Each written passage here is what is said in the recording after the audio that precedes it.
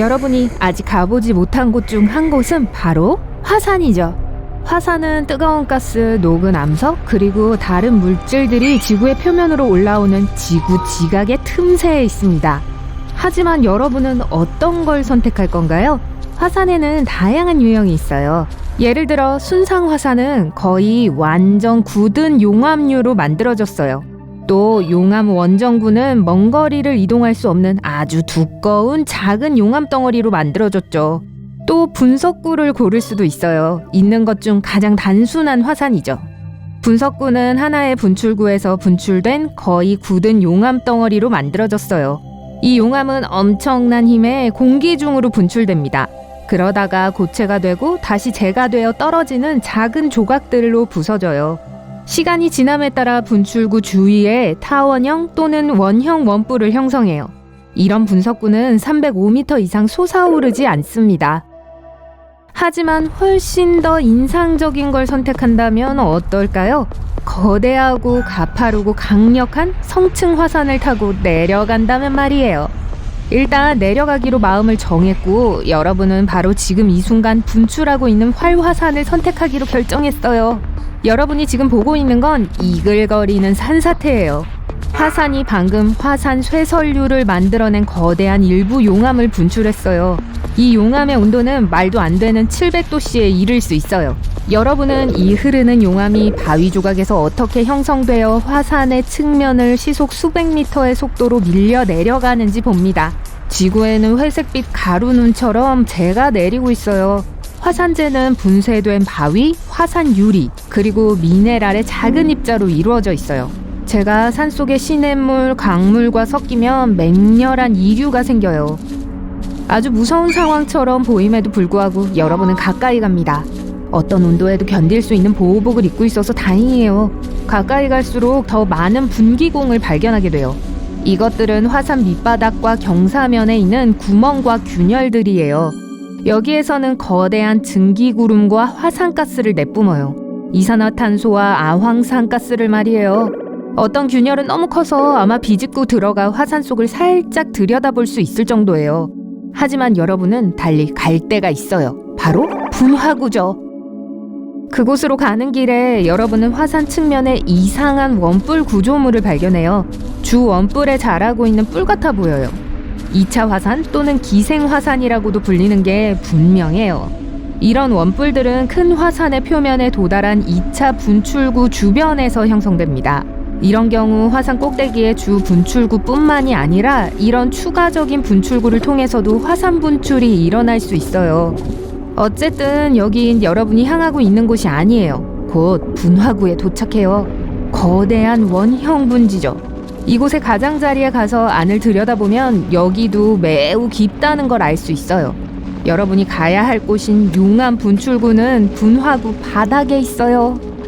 하지만 분출구로 뛰어들기 전에 용암류 아래에 숨어있는 이상한 관들이 눈에 들어옵니다. 이는 용암 동굴로 신선한 액체 용암이 용암류의 표면 아래에 이동하는 자연적인 통로예요. 여러분은 우회해서 동굴 중 하나를 따라가기로 해요. 이곳이 주 용암 동굴이에요. 또 여러 작은 동굴도 발견해요. 이것들은 하나 이상의 용암류에 용암을 공급해요. 만약 화산이 이 순간 폭발하지 않는다면 이 동굴계를 통해서 용암이 흘러내릴 수 있어요. 이 통로의 벽에는 용암 자국과 평평한 바닥, 그리고 천장에는 용암 종유석이 달려있을 거예요. 하지만 그런데도 흘러내리는 용암 위에 약간의 빈 공간이 있어요. 그건 이게 아래로 침식하면서 동굴을 더 깊게 만들었기 때문이에요. 하지만 바로 지금은 돌아가야 해요. 다음 모퉁이를 돌아 분화구로 가요. 여러분은 화산이 끓는 용암을 좀 분출할 때까지 기다렸다가 화산의 목구멍으로 뛰어듭니다. 여긴 화산의 입구예요. 여기서 용암과 화산재가 분출돼요. 화산의 목구멍은 넓고 더 깊은 곳으로 쉽게 갈 수 있어요. 여러분 주변의 용암이 밝은 빨간색과 주황색으로 빛나요. 그 색이 되는 이유는 표면으로 처음 터질 때 온도가 1200도씨에 이를 수 있기 때문이에요. 거의 철을 녹일 만큼 뜨거운 온도죠. 여러분은 화산의 주 분출구로 이동해요. 이곳은 지구 표면의 약점이에요. 거기서 타는 듯한 뜨거운 마그마가 챔버에서 탈출해 표면에 도달하죠. 분출구에 점점 더 깊이 들어가면서 여러분은 암상을 발견하게 됩니다. 가끔 용암은 지각에 갈라진 틈 사이로 침범해 그곳에 고여 결정화돼요. 그러면 재와 굳어진 용암의 퇴적물을 형성해요. 그게 암상이에요. 곧 여러분은 마그마 챔버에 도착해요. 이곳은 커다란 녹음 바위의 웅덩이에요. 여러분이 지금 있는 곳은 꽤 얕아요. 여기가 아직 메인이 아니라서 그래요. 분출구를 통해 몇 미터 더 여행한 후 여러분은 또 다른 거대한 마그마 챔버에 도착하게 됩니다. 여기는 화산 밑에 작은 곳으로 마그마를 공급하고 있어요. 주 마그마 챔버는 지구 지각 수심 5km에서 71km에 달하는 곳에 있어요. 그곳의 녹은 암석은 엄청난 압력을 받아요. 그리고 내부 온도는 말도 안 되게 높습니다. 시간이 지나면서 마그마방을 둘러싼 암석은 부서지고 균열되기 시작해요. 그러면서 마그마 배출구가 생깁니다. 그리고 주변의 바위보다 밀도가 훨씬 낮은 물질로 만들어졌기 때문에 마그마는 그 틈을 통해 스며들어 표면으로 가죠. 주 챔버에서 위쪽으로 올라가요. 그런 다음 강력한 분출로 지상으로 올라가죠. 여러분은 마그마 챔버를 탐험하고 그보다 더 깊은 곳으로 가기로 해요. 모든 녹음 바위가 마그마 챔버로 들어가는 그곳으로요. 여러분은 지각 속을 움직이고 있어요. 화산은 육지에 위치해 있어요. 그래서 해양 지각을 여행하는 것보다 더 오래 걸리는 거예요. 폭이 5km에서 10km밖에 안 돼요. 하지만 대륙 지각은 훨씬 더 두꺼워요. 어떤 곳은 두께가 45km가 될 수 있어요. 지각 속을 지나가다 보면 밝은 색을 알아차릴 수밖에 없어요. 그 이유는 여기가 대부분 화강암으로 되어 있기 때문이에요. 만약 여러분이 해양 지각을 통과했다면 여러분을 둘러싸고 있는 물질의 구성이 달라서 어둡거나 거의 검은색에 가까울 거예요. 더 깊이 갈수록 더 뜨거워져요. 물론 이곳이 마그마 챔버만큼 고온은 아니에요. 하지만 그래도 멘틀의 경계에서 온도계는 400도씨를 나타내고 있어요. 약 32km 깊이에서 여러분은 지각과 지구 상부 멘틀 사이의 경계에 도달해요. 거기서 기압은 놀라울 정도인 만기압에 달해요. 바로 거기서 마그마가 나오죠. 여러분은 여행을 끝나고 지상으로 돌아갈 수 있어요. 하지만 호기심이 여러분을 사로잡았네요. 여러분은 지구의 중심까지 더 깊이 들어가기로 결심해요. 여러분이 가는 다음 층은 멘틀이에요. 멘틀은 지구 질량의 3분의 2와 지구 부피의 84%를 차지하고 있어요. 두께는 3000km예요. 멘틀의 안쪽 부분에 더 가까운 바위는 카라멜 사탕과 같은 반고체예요.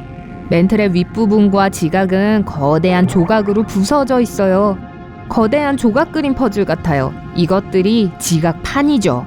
지각판은 1년에 2.5에서 5cm의 속도로 표류해요. 여러분은 상부 멘틀을 통해 이동하고 있는데 온도가 870도씨까지 상승하는 게 느껴져요. 핵 경계 부근의 온도는 이미 4000도씨에 달하고 있어요. 하부 멘트의 압력은 24만 기압에 이르고 있어요. 머리 위에 코끼리 3,300마리가 탑을 쌓는다면 같은 압박을 느낄 수 있을 거예요. 약 3000km의 깊이에서 안쪽 멘틀과 외핵 사이의 경계를 볼 수 있어요. 여러분 주변에 있는 행성의 내부는 5000도씨까지 가열돼요. 그 정도의 온도는 핵이 바깥쪽을 액체로 유지할 수 있을 만큼 충분히 높아요. 여기 압력은 거의 200만 기압이에요. 하지만 철로 된 핵을 다시 고체로 만드는 데는 부족해요. 바깥쪽 핵의 두께는 2400km예요. 이것은 거대한 난류의 거색에 휘어져서 자기장을 만들어내요. 외핵에서 지구의 자기장은 표면보다 50배 더 강합니다. 이제 4828km 이상의 지하에 와 있어요. 그리고 내부 핵에 도달했습니다. 지름이 약 2414km 정도 되는 고체 금속 구예요. 안쪽 핵은 엄청나게 밀도가 높지만 지구의 어느 곳보다 빠르게 회전하죠. 이곳의 온도는 태양 표면의 온도만큼 높아요. 5400도씨입니다. 그리고 내핵의 압력은 표면보다 300만 배 더 커요. 내핵이 형성되는데 약 5억 년이 걸렸는데 그 말은 내핵이 지각의 어느 부분보다는 더 젊다는 걸 의미합니다.